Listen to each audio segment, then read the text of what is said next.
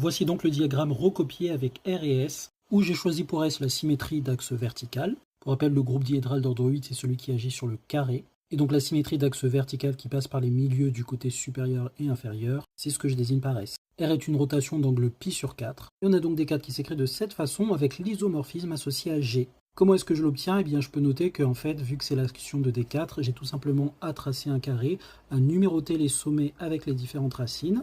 Et en fonction des transformations que j'ai sur mon arbre pour les différentes valeurs de phi, j'en déduis à quelle transformation elles correspondent dans le groupe diédral classique. Exemple ici, on a R qui correspond à φ6, je revais dans mon arbre, φ6 donc transforme x en y et y en moins x. Et si je vérifie sur le carré, c'est bien la rotation d'angle π sur 4, x est transformé en y et y en moins x, et naturellement moins x en moins y et moins y en x, par propriété du morphisme de Core. De même ici, on voit que S correspond à φ5, et φ5 transforme x en y et y en x, ce qui est bien la symétrie axiale de cet axe-là vertical, x en y en x, et donc naturellement moins x en moins y et moins y en moins x par propriété du morphisme de Core.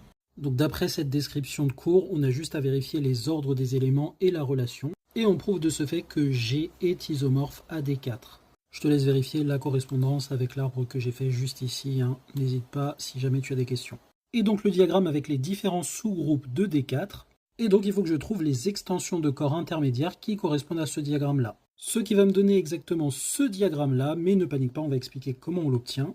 Et en fait, on l'obtient grâce au théorème fondamental de la théorie de Galois. Théorème fondamental de la théorie de Galois. J'ai L une extension galoisienne finie sur K et G son groupe de Galois. Pour tout sous-groupage de G, on note LH le sous-corps de L constitué des éléments fixés par chaque élément de H. Alors, premier point, L est une extension galoisienne de LH et H est son groupe de Galois associé. Autrement dit, dès que j'ai un sous-groupe, par exemple celui-ci, le corps qui lui correspond d'après la correspondance de Galois. Deuxième point, l'application GH associée à LH est une bijection de l'ensemble des sous-groupes de G dans l'ensemble des corps intermédiaires compris entre K et L. Eh bien, on sait que le corps L est une extension galoisienne sur ce corps-là.